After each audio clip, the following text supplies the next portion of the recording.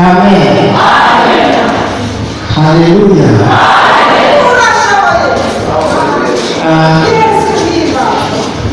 Kamanze bivuge amazina yanjye nitwa Nshimiyimana Joel. Nagiye ubuntu bwo kumva abazina banjye bashyitsi, numvise nezerewe cyane. Amen. Mfite ijambo rikomeye tugiye kuganiraho. Ni ijambo rigendanye n'icyumweru cyashize cya Pentecote. Ni ijambo rivuga ku Mwuka Wera. Amen. Hanyuma kugira ngo naza gutinda, reka mbanze ntange rino tangazo.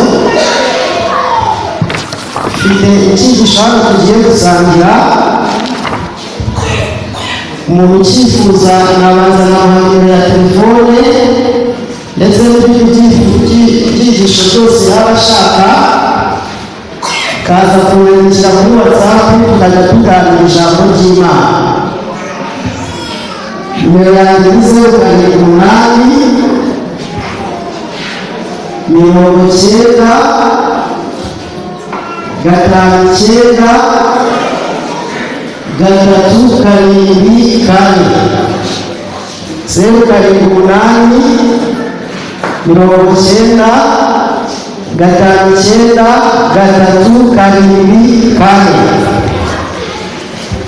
Ijambo tugiye kuganiraho bifite intego ivuga ku mumaro w'Umwuka Wera muri twe. Amen. Umumaro w'Umwuka Wera imbere muri njyewe cyangwa se imbere muri wowe. Mu Bibiliya turebe mu butumwa bwiza bwanditswe na Yohana igice cya 14, turasoma guhera ku murongo wa 15 tugeze ku wa 20.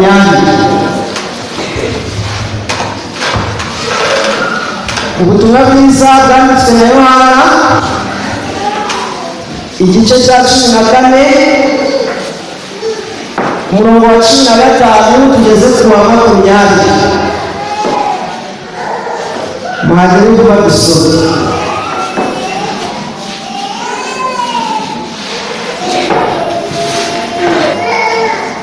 Reka dusome mu izina rya Yesu.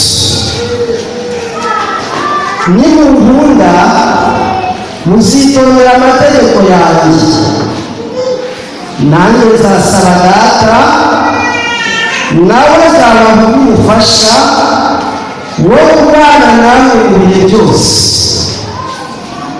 Niwe Mwuka w'ukuri. Ntibishoboka ko ab'isi bamuhabwa, kuko batamubona kandi batamuzi, ariko mwebwe muramuzi kuko abana namwe kandi azaba muri mwe. Sinzabasiga nk'imfubyi, ahubwo nzaza hose. Hasigaye umwanya muto ab'isi bari bakibona, ariko mwebweho muzambona, kuko niho namwe muzabaho. Uwo munsi muzabona ko ndi muri Data, namwe mukaba muri njye, nanjye nkaba muri mwe. Data mu izina rya Yesu.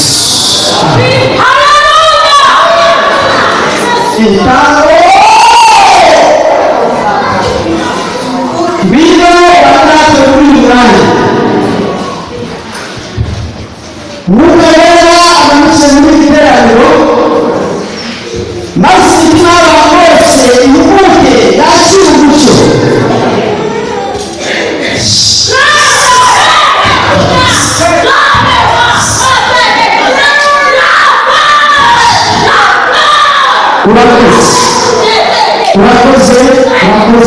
Urakoze mu izina rya Yesu. Amen. bakristo bavandimwe, ubuzima bwa gikristo butangirira ku Mana kandi bugakomezanya n'Imana. nta muntu ushobora kubaho ubuzima bushimisha Imana yishingikirije ku mbaraga ze bwite, ntabwo bishoboka.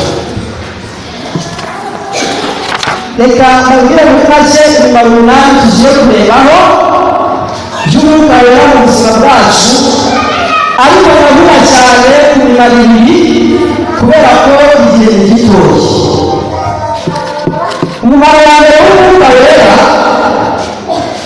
ni uko atuyobora kugera ku gakiza gakwiye.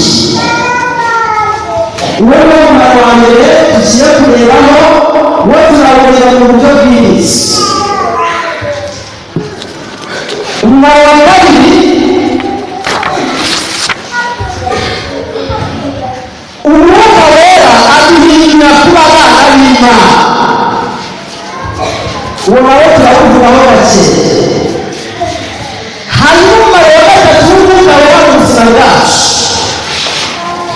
atwigisha ijambo ry'Imana tukaritinya, tukarihishurirwa, tukaryubaha, tukagendera muri ryo. umubare wa kane, umwuka wera ashobora mu nzira yo kwihana no kubaho mu buzima butinya icyaha.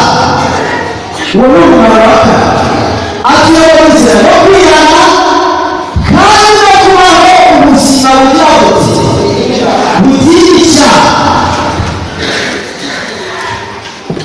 gatanu, umwuka wera abasha kugukomeza mu bihe bigoye, byaba uri mu burwayi, byaba uri mu ntambara mu muryango wawe, cyangwa utabasha kumvikana n'uwo mubana bashakanye, cyangwa umuryango wananiye, cya gihe ubona bitari kugenda neza, uri mu bihe bikomeye mu mibereho yawe, umwuka wera aguha inkomezi, akaguha imbaraga zo kubasha kwitwara muri ibyo bihe bitakoroheye. hanyuma umubare wa gatandatu, umwuka wera aduha kugira imyitwarire myiza imeze nk'iyo Kristo Yesu yari afite. kubera ko mu Bagalati igice cya 5 umurongo wa 22 kugeza ku wa 24 haravuga ngo ariko rero imbuto z'umwuka ni urukundo, ibyishimo, n'amahoro, no kwihangana, no kugira neza, n'ingeso nziza, no gukiranuka, no kunywa neza, no kwirinda. ibimeze bityo ni amategeko avuga. aba Yesu Kristo babambye kamere n'irari ryayo, niba tubeshaho kandi n'umwuka tujye tuyoborwa n'umwuka. umwuka rero mu by'ukuri adufasha kugira ingeso nziza n'izo Kristo Yesu yari afite. umumaro wa karindwi, umwuka wera aduha imbaraga zo gukorera Imana. umwuka wera niwe utanga imbaraga zo gukorera Imana. ntabwo gukorera Imana ari Imana tugenda tugakora kugira ngo dushime, ahubwo gukorera Imana ni ibyo duhabwa n'umwuka wera, ariko kandi tubihawe mu kwizera Yesu Kristo. hanyuma umumaro wa nyuma ni uko umwuka wera adushyiraho ikimenyetso cy'agakiza. ibyo ni byo bibiri umunani, niyo mumaro 8 y'umwuka wera, ariko reka turebe kuri uwo mumaro wa mbere tuba ariwo turebaho neza. Yohana 16 umurongo wa 8, duhereye ku wa 7 kugeza ku wa 11, hari ijambo rivuga ngo ariko nababwira ukuri yuko ikizaba nicyo kibamara kuko nihagiye umufasha atazaza aho ngo, ariko ningenda nzamwohereza. Ubwo azaza azatsinda isi, abereze iby'icyaha n'ibyo gukiranuka n'iby'amateka, iby'icyaha kuko batanyizeye, n'ibyo gukiranuka kuko njya kwa Data, kandi namwe muzaba mutakimbona, n'iby'amateka kuko umutware w'ab'isi aciwe n'iteka. Umwuka wera ahari abahiriye naza umwuka wera niko umuhanuzi aza abaharanira akavuga n'ururimi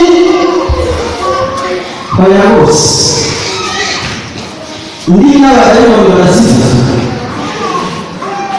nari mubizi se? N'abadayimoni barazivuga, ahubwo umwuka wera atuyobora mu nzira y'agakiza.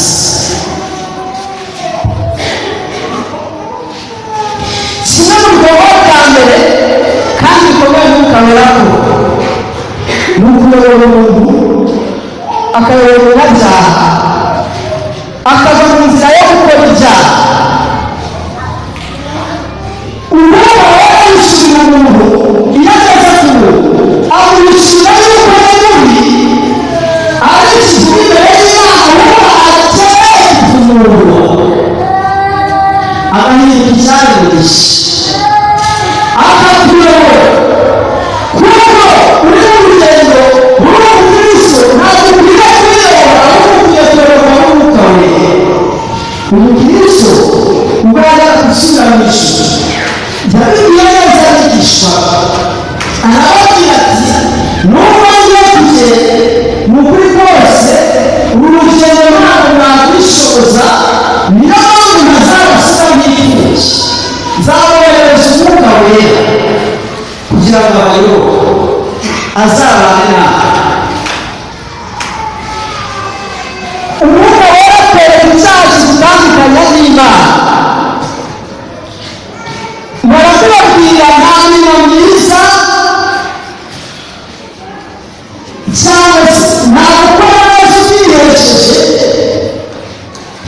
utanaho kwizera bishobora kugira icyo bitumare. Niyo mpamvu babwira ijambo, niba ujya gukora ukajya gukora imirimo myiza, gufasha abarwayi, gusura abari mu dusohoye, gufasha abakene, ariko ukabikora by'ukuri utabitegetse n'umwuka wera, ntabwo byandika. Ibyo ukora byandikwa kubera ko wabitegetse. Nazo zamuhaye kwiha mu byaha byose, kubera ko iyo umuntu ari muri Kristo Yesu ntabwo akiyobora cyangwa ategekwa n'ingingo ya kamere yiwe. Imana ishimwe.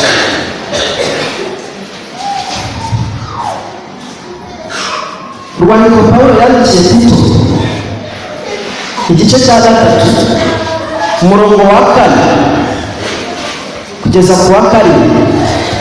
Tito igice cya 3 umurongo wa 4 kugeza ku wa 7.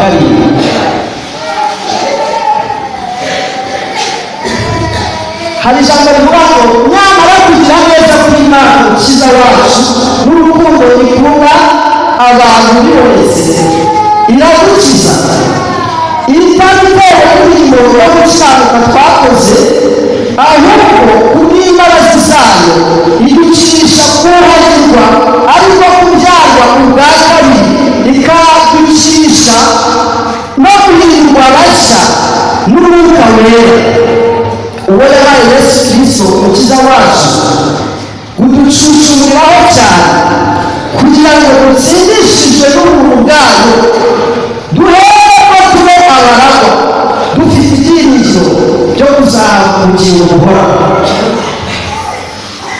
Bavandimwe, bakundwa nimwaje guterana uyu munsi birakwiriye rwose ko umwuka wera atuyobora.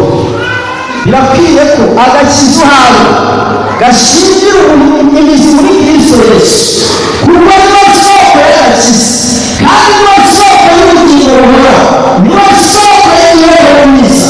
Uba ufite uwo mwuka wera niko uzabasha gukora ibyo bintu byose by'imirimo myiza nta wundi muhanzi, atari uko abayobozi baje bagatanga amatangazo bakabinginga ni uko bafite umwuka wera bakuyobora ntabwo wakora ntibishoboka. niyo babikora kugira ngo ushime cyangwa se ushimira kugira ngo ukavuga uti reka nkore kugira ngo batangiza abijisho. Ariko bavandimwe, biba byiza ko kwizera Kristo Yesu umwuka wera we ari wo kuyobora gukora iyo mirimo yose. hari n'ibikora kugira ngo ushimwe ni ukuri kose nta hantu byandika. umumaro w'umwuka wera rero tubonye wa mbere ni ukugira ngo akugeze ku gakiza gakwiriye. reka tuvuge ku mumaro wa kabiri. umwuka wera aduhindura kuba abana b'Imana. Abaroma igice cya 8 umurongo wa 14 kugeza ku wa 17. Abaroma igice cya 8 umurongo wa 14 kugeza ku wa 17 hari ijambo rivuga ngo abayoborwa n'umwuka w'Imana bose nibo bana b'Imana, kuko mutahawe umwuka w'ububata ubasubiza mu bwoba, ahubwo mwahawe umwuka ubahindura abana b'Imana, udutakisha uti aba data. umwuka w'Imana ubwe ahamanya n'umwuka wacu yuko turi abana b'Imana, kandi ubwo turi abana bayo turi n'abaragwa, ndetse turi abaragwa b'Imana, turi abaraganwa na Kristo niba tuzabarana nawe ngo duhabwe ubwiza nawe. Yesu ashimwe. Kuko umwuka wera aza kuba abana b'Imana, neza amuhindura gusa, akamuhindisha akamuhindura umwana w'ubugingo buhoraho, akamuhindura umwana w'Imana. iyo umwuka w'Imana arabibabwiriza ku buryo bwose n'uko umwana w'Imana ntabwo ukishishikanya, ubugendera mu kuri. iyo umuntu atarashyizwa muri make we ntabwo aba yibona ko ari umunyabyaha, ariko iyo umwuka wera amugeze amwereka ko ari umunyabyaha, hanyuma akamwishyura ko ari umwana w'Imana. Kristo Yesu ashimwe. Haleluya, haleluya. hanyuma mbere yawe kuvuga ibintu byinshi ibyo twumvise kare mu ndirimbo birahagije, ibyo babwiye noneho birahagije, ibyo twumvise kera birahagije, ariko urabona wowe waje kubyima kukwiriye kwemera Kristo akaba ari umutura muri wowe kugira ngo uhinduke icyaremwe. Amen. Haleluya. Hamdi kuzobana y'Abrahamu ubirimo izabakoze wandetse kera y'ukunda n'umusubaniye ndetse n'imigambi yawe singira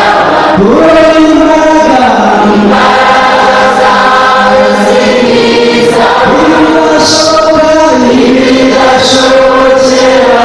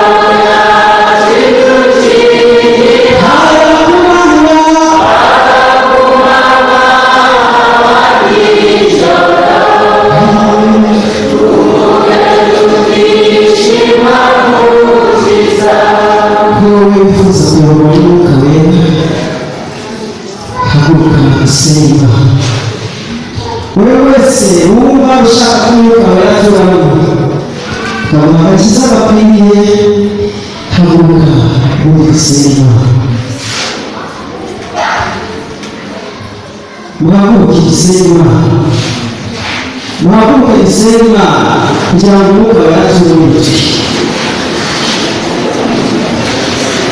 Muhaguruke dusenge Imana. Data mu izina rya Yesu. Data mu izina rya Yesu. Nishimishe. Tudafite umwuka wera ntitwakwishoza. Tudafite umwuka wera ntitwakwitaho aho turarajya. Tudafite umwuka wera ntitwakwitaho aho turira. Ariko tufite umwuka w'Imana kugira ngo agakiza kaboneke. Torero ryawe rya Gakoma rirahagurutse. Ricaye umwuka w'Imana usumba byose kugira ngo abayobore. Kugira ngo abayobore. Umwuka wera ayobora ababyeyi. Umwuka wera ayobora abapapa. Umwuka wera ayobora urubyiruko rw'abasore n'abakobwa. Umwuka wera ayobora abayobozi mu nzego zose. Umwuka wera ayobora imbere. Urakoze ko ubikoze mu izina ryawe ryera. Amen. Yesu ashimwe. Hanyuma ndagusaba nawe ushobora kwakira Yesu Kristo nk'umwami n'umukiza w'ubugingo bwawe kugira ngo akwiyobore hanyuma agendane nawe akubere umutungo akubere ubuzima aguhindukire imbere. Ndagusaba kugira ngo uhaguruke maze tugusenge. Wowe wifuza kwakira Yesu Kristo nk'umwami n'umukiza wawe akakuyobora akagendana mu buzima bwawe bwa buri munsi. Ushobora kuba wunganiruje ariko kandi ushobora no kuba warasuye. Haguruka kugira ngo tugusabe Imana. Imana iguhe umugisha nawe Imana iguhe umugisha. Murakoze cyane. Imana iguhe umugisha. Kumera amashyi Kristo Yesu. Reka basabe mwigire imbere munsi imbere ubwo abadiyakoni barusha gukora munsi imbere hano. Mwese munsi mwese munsi mwese munsi mwese munsi. Erega Kristo Yesu arakukunda. Uzi ko yakuye ku mwana. Uzi ko agutegurira guhabwa ubugingo buhoraho. Reka ubugingo buhoraho uhabwa no kwizera umwana w'Imana. Uyu Kristo Yesu. Ngo bari muri Kristo Yesu nta teka bazigera bacirwaho. Abo nta teka bazigera bacirwaho. Ariko kingura umutima wawe kugira ngo umutima wawe ukiremo. Kugira ngo ugendane na Kristo Yesu umwana w'Imana. Aguhindura icyaremeshe. reka abakozi b'Imana bahaguruke.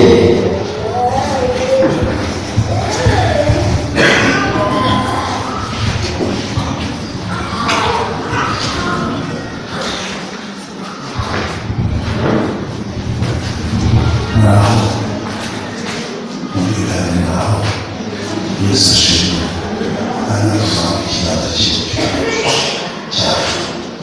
gusubiramo Imana umwami Yesu uwapfuye agahabwa akazuka nyir'itorero, subiramo nyir'itorero, turagushimiye kuba twumvise ijambo ryawe rikaba rituhatuye, rikaba rituvana mu byaha. Niyo mpamvu ibyaha twakoze tubyakuriye imbere y'Imana n'itorero. Ubitorere Yesu, subiramo ubitorere Yesu. Hanyuma n'urugendo dutangiye rwo kukwizera no mu buzima bwa Kristo uzadufashe kugeza Imana ya Kristo izahurira mu izina rya Yesu. Amen. Mana yacu, Mana yera, Mana yo kwizerwa, abantu b'abatware, haleluya, abantu b'abaganure, muhimbaze kubw'ijambo ryawe. Mana bapera Yohana bavuye i Yerusalemu mu cyumba cyo hejuru ku munsi wa Pentekote, bajya gusenga i Yerusalemu. I Yerusalemu hari ikirema ku irembo ryitwa Ryiza, cyari ikibazo igihe kibaye. Icyo kirema gitumye Petero kigira ngo hari icyo bagira, baravuga ngo izaba n'icyaha ntacyo bifite, ariko byose bitatubibwa mu izina rya Yesu. Haleluya. Bakiratumira Petero baragitumira, nuko agitumira zuzuza umwuka wera, ngo agifata ukuboko uwo mugore bakorera. Haleluya. Niyo mpamvu nabaga ijambo ryawe rirababatuye, rirabakijije, rirabatuzanye, turabasengere abakozi b'Imana basaba. Haleluya. Babahamya ibiganza. Yesu uburemere cyane ubandike mu gitabo cy'ubugingo cy'abazabona Kristo urya muzima nziza bivuze mu izina rya Yesu. Amen.